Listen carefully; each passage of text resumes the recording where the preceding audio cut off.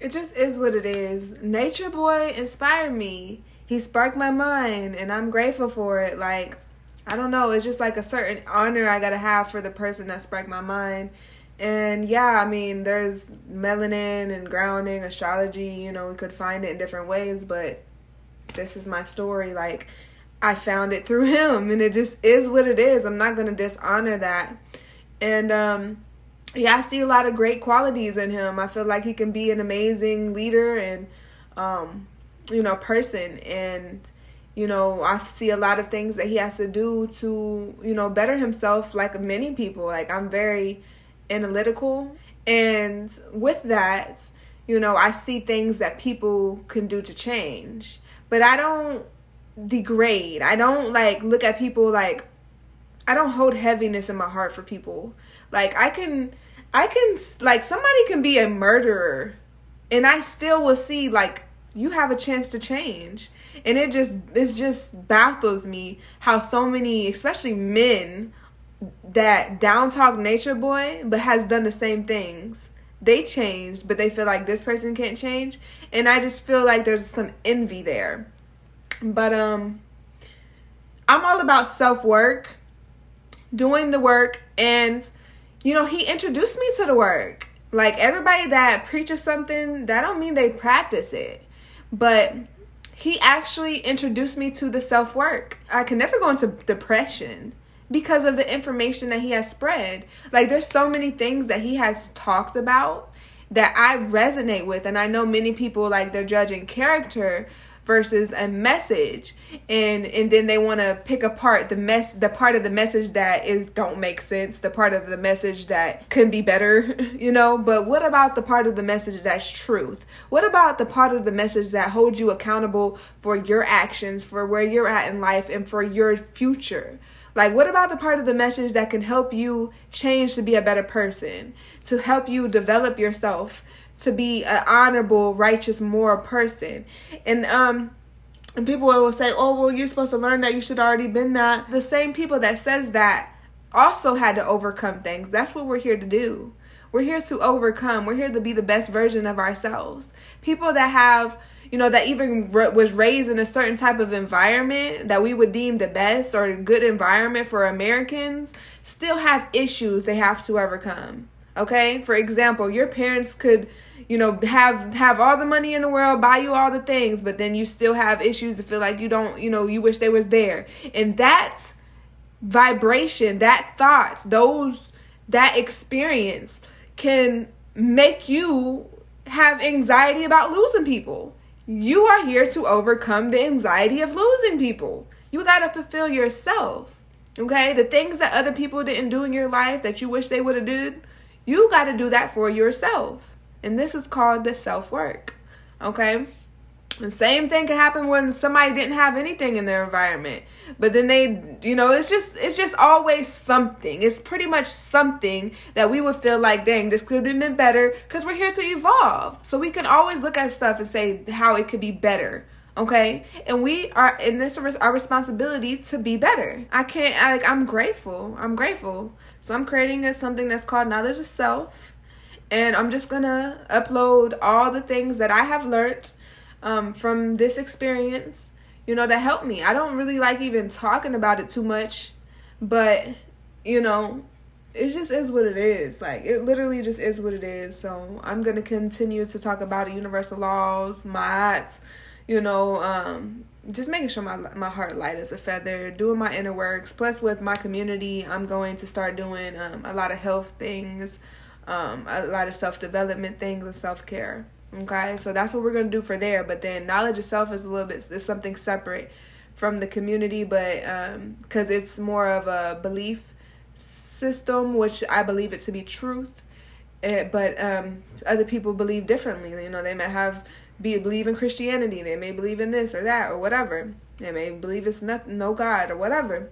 So Honor Thyself community will be for all walks of life. It doesn't matter what you believe in. But Knowledge of Self is going to be for the people that's on this type of vibe, that want to understand more about self.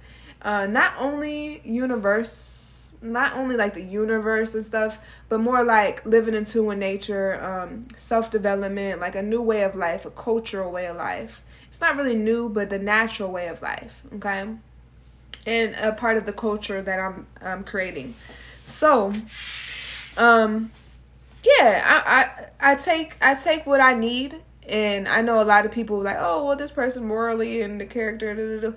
Look, I guess I have to explain. And I thought, really what's understood don't need to be explained. But obviously, it's not understood. Like, I don't believe in violence by any means. I believe that only way that you should exalt violence is if you're in direct physical harm, then you should exalt violence. Okay.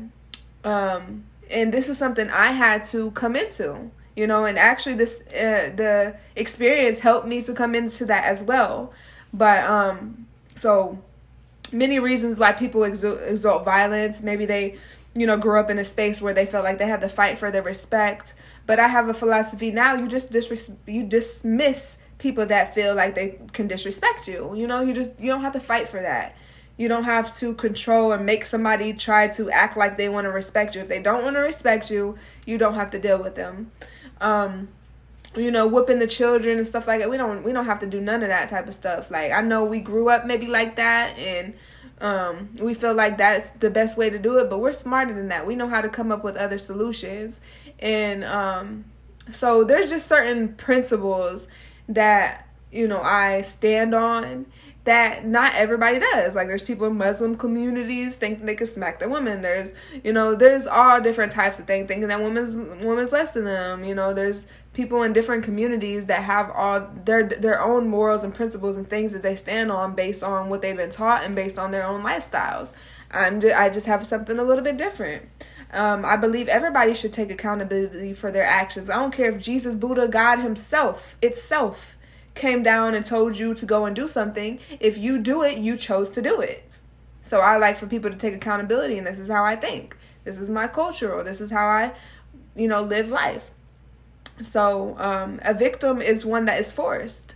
So if you're not forced physically, then you're not a victim. And pulling out a gun on somebody and telling them to do this, that's them, their physical force. But just saying, oh, I was weak and I was manipulated and all this stuff, like, that's not force.